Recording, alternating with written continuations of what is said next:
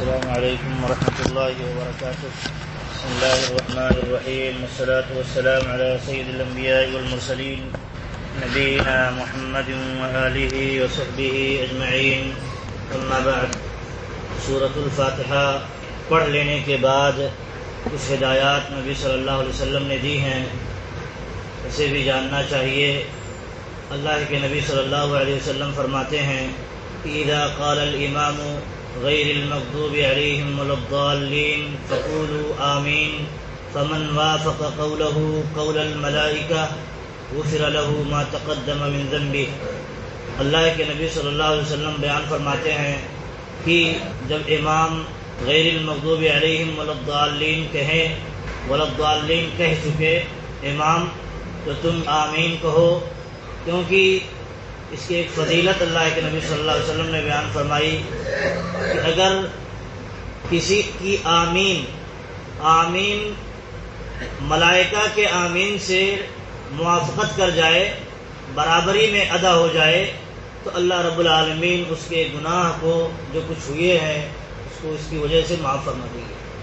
سورۃ الفاتحہ کے پڑھ لینے کے بعد آمین کی ہدایت اللہ کے نبی صلی اللہ علیہ وسلم نے دی ہے کہ آمین کہا جائے. تو اس میں کچھ مسائل ہیں، ہمیں جان لینا چاہیے. سب سے پہلا مسئلہ یہ ہے کہ کیا آمین سورۃ الفاتحہ کا حصہ ہے یا نہیں ہے، یا سورۃ الفاتحہ کا حصہ نہیں ہے تو کیا قرآن کا حصہ ہے. اس میں ایک بات مسلمہ ہے کہ نہ تو یہ سورۃ الفاتحہ کا حصہ ہے اور نہ ہی یہ قرآن کا حصہ ہے، بلکہ نبی صلی اللہ علیہ وسلم کی یہ سنت ہے. نبی صلی اللہ علیہ وسلم نے یہ سکھایا ہے آمین کہنا سورۃ الفاتحہ پڑھ لینے کے بعد. تو معلوم ہوا یہ سورۃ الفاتحہ کا حصہ نہیں ہے، اسی لیے قرآن کریم میں کہیں لکھا بھی نہیں ہے. قرآن کریم کی جو آیات ہیں سورۃ الفاتحہ کی، آخر میں آمین نہیں لکھا ہوتا ہے. اسی لیے نہیں لکھا ہے کیونکہ یہ قرآن کا حصہ نہیں ہے، اور جو چیز قرآن کا حصہ نہ ہو قرآن کے اندر اسے لکھنا یہ تحریف ہے. قرآن کے اندر اضافہ ہے، اور قرآن کے اندر اضافہ جان بوجھ کر کے کرنا کفر ہے. اس لیے قرآن کے اندر جو قرآن کا حصہ ہے، سورۃ الفاتحہ کا حصہ ہے، وہاں نہیں لکھا ہوتا ہے. تو اس لیے جان لینا چاہیے جب وہاں نہیں ہے تو اللہ کے نبی صلی اللہ علیہ وسلم نے اس کو سکھایا تاکہ جب قرآن ہم پڑھتے ہیں تو ایسا نہیں گزر جائے، بلکہ وہاں کیا نبی صلی اللہ علیہ وسلم نے سکھایا ہے اسے بھی ہمیں لاگو کرنا چاہیے، اس کا بھی ہمیں اہتمام کرنا چاہیے. تو اس میں دیکھیے کہ پہلا مسئلہ یہ کہ یہ سورۃ الفاتحہ کا حصہ نہیں ہے. دوسرا مسئلہ یہ ہے کہ امام جب آمین کہے ولا الضالین کہے تو مقتدیوں کو بھی آمین کہنا چاہیے. نماز کی حالت کی بات ہو رہی ہے، نماز کی حالت کی بات ہو رہی ہے کہ جب امام ولا الضالین کہے تو مقتدی بھی ان کے پیچھے آمین کہیں. اس کی دلیل اللہ کے نبی صلی اللہ علیہ وسلم کی حدیث گزری. اور ایک بات یہ ہے کہ امام جب سورۃ الفاتحہ یا وہ نمازیں جو جہری پڑھی جاتی ہیں، بلند آواز سے پڑھی جاتی ہیں، وہ نماز پڑھ رہا ہو اور سورۃ الفاتحہ بلند آواز سے پڑھ رہا ہو تو مقتدی کو ولا الضالین جب امام کہے تو مقتدی کو بھی بلند آواز سے آمین کہنا چاہیے. لیکن اگر نماز سری ہو، خاموشی کے ساتھ پڑھی جا رہی ہو، بلند آواز سے نہ پڑھی جا رہی ہو، تو اس میں امام بھی سرن آمین کہیں گے، خاموشی کے ساتھ آمین کہیں گے، اور ایسے ہی مقتدی جو بھی ہیں وہ اپنے جی میں زبان کی حرکت کے ساتھ آمین کہیں گے، بلند آواز سے نہیں کہیں گے. لیکن جب بلند آواز سے امام پڑھے سورۃ الفاتحہ تو مقتدی بھی بلند آواز سے ہی آمین کہیں گے، کیونکہ وہی تقاضا ہے. کیونکہ نبی صلی اللہ علیہ وسلم نے دیکھیے کہا کہ جب امام کو دیکھو سنو ولا الضالین کہتا ہوا تو تم آمین کہو. آمین کہنے کی بات ہو رہی ہے. جب امام کی آواز سنے گا تو آمین کہے گا، لیکن سری طور پر نماز پڑھ رہا ہے، امام کون سی آیت پڑھ رہا ہے، کون سی سورت پڑھ رہا ہے نہیں معلوم، تو اپنا پڑھ لیا تو اپنا وہ کہہ لے گا. ایسے ہی امام پڑھ لیا تو اپنا آمین کہہ لے گا. دیکھیے اس میں دلیل یہ ہے جو جہرن کی امام اگر بلند آواز سے آمین کہے تو تم بھی بلند آواز سے آمین کہو. اس کی بہت ساری دلیلیں ہیں. ایک دلیل آپ دیکھیے ابو ہریرہ رضی اللہ تعالیٰ عنہ سے متعلق ہے. وہ کہتے ہیں کہ انہوں نے ایک مرتبہ نماز پڑھائی، بسم اللہ الرحمن الرحیم پڑھی، پھر اس کے بعد سورۃ الفاتحہ پڑھی. اس کے بعد جب غیر المغضوب علیہم ولا الضالین پر پہنچے تو آمین کہا. ابو ہریرہ رضی اللہ عنہ نے خود آمین کہا. وقال الناس آمین. ایک تو ابو ہریرہ رضی اللہ عنہ امامت کر رہے ہیں، خود انہوں نے ولضالین کے بعد آمین کہی، اس کے بعد لوگوں نے بھی جو ان کے پیچھے پڑھ رہے تھے ان لوگوں نے بھی آمین کہی۔ تو معلوم ہوا کہ جب امام بلند آواز سے کہے آمین یا سورۃ الفاتحہ پڑھے تو مقتدیوں کو بلند آواز سے ہی آمین کہنا ہے، یہی سنت کا تقاضا ہے۔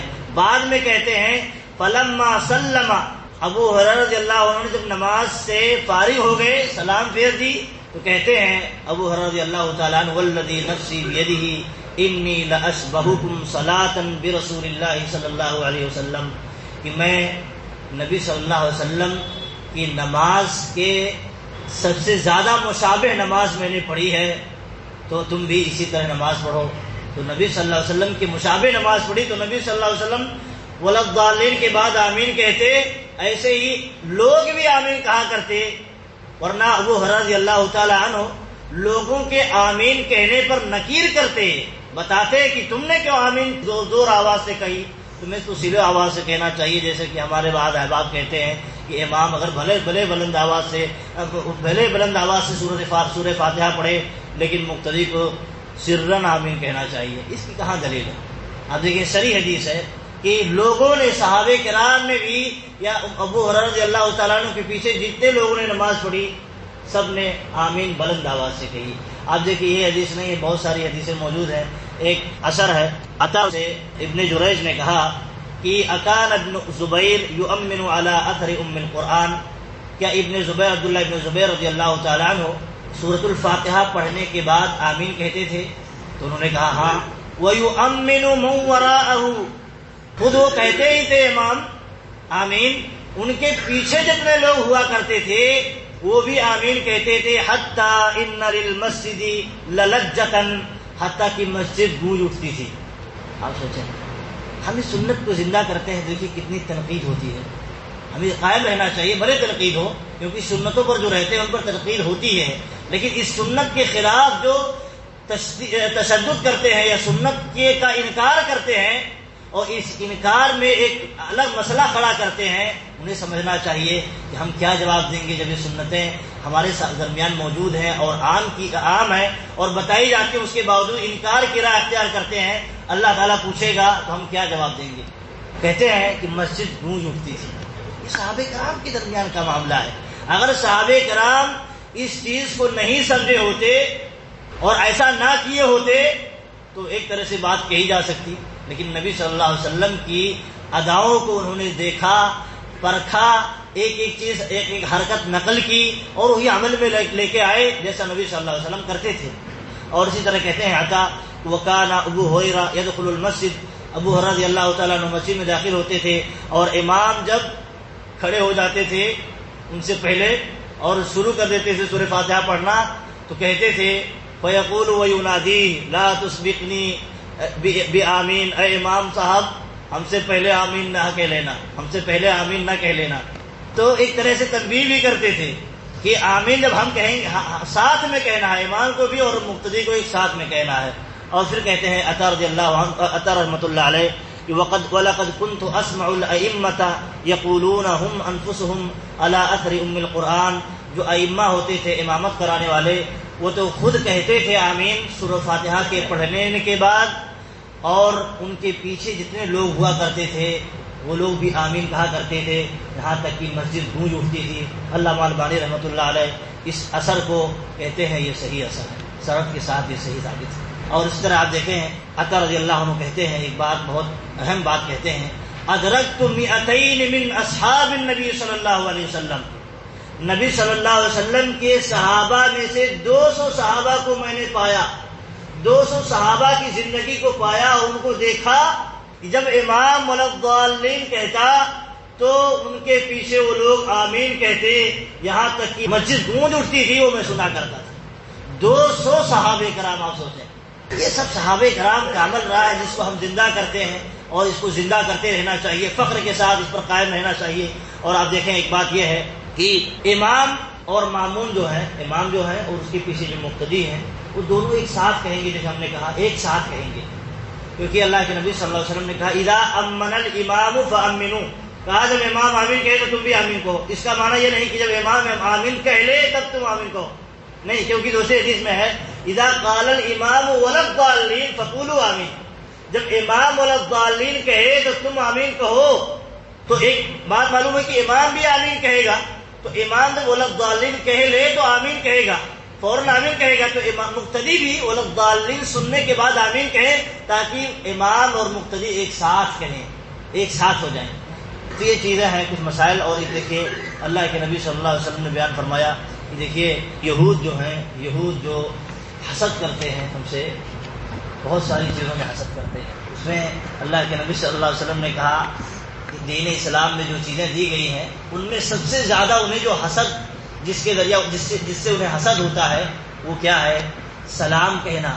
سلام ایک دوسرے سے مسلمان جو کہتا ہے اس سے محبت عام ہوتی ہے، تو نہیں چاہتے کہ مسلمانوں میں محبت عام ہو باہم ایک دوسرے میں، تو اس سے حسد کرتے ہیں، یہ کوشش کرتے ہیں مسلمان اس چیز کو چھوڑ دے۔ اسی لیے دیکھیں بہت ساری چیزیں لے کے آتے ہیں، ہائے بائے وغیرہ، ٹاٹا وغیرہ لے کے آتے ہیں تاکہ مسلمان اس میں ملوث ہو جائے، سلام کو چھوڑ دے۔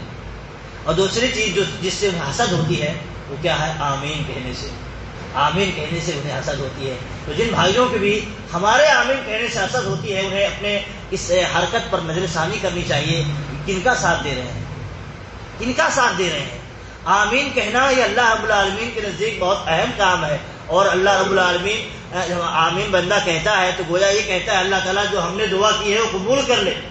قبول تو ہی مانا ہے، آمین کا مانا یہ اللہ تعالیٰ جو ہم نے دعا کی ہے اس کو قبول کر لے، اللہم استجیب، اللہ تعالیٰ قبول فرما لے۔ تو اگر کوئی اس آمین کہنے پر چڑھتا ہو، حسد کرتا ہو، جلن رکھتا ہو، تو دیکھیے یہود کی مشابہت ایک طرح سے اس کے اندر آتی ہے۔ اللہ کے نبی صلی اللہ علیہ وسلم نے فرمایا کہ یہود جس چیز پر زیادہ حسد کرتے ہیں اس میں ایک چیز یہ ہے سلام کرنا اور آمین کرنا۔ تو ہمیں دیکھیے اس چیز کو پابندی سے قائم رکھنا چاہیے۔ اگر ہم چھوڑ دیتے وہ خوش ہوں گے، حسد نہیں کریں گے، وہ خوش ہو جائیں گے، ہم نے اپنے مشن پہ ہم کامیاب ہو گئے اور وہ لوگ چھوڑ دیے۔ تو ایک مسائل آمین سے متعلق تھی جسے ہمارے درمیان بہت اختلافی مسئلہ سمجھا جاتا ہے، حالانکہ کوئی اختلافی مسئلہ نہیں ہے، لیکن لوگوں نے اپنی خواہشات کی بنیاد پر، اپنے اماموں کی اندھی تقلید کی بنیاد پر، حدیث کو ٹھکرانے کی بنیاد پر ایسا ماحول بنا ڈالا ہے۔ اللہ رب العالمین سے دعا کہ ہمیں نیک سمجھ دے اور سنت کی اتباع کی توفیق دے، اور ہمیں جو ہم نے جو اس مسئلے میں سنا ہے صحیح اور صحابہ کا طریقہ، نبی صلی اللہ علیہ وسلم کا طریقہ، اس پر ہمیں عمل کرنے کی توفیق دے۔ ہمیں السلام علیکم۔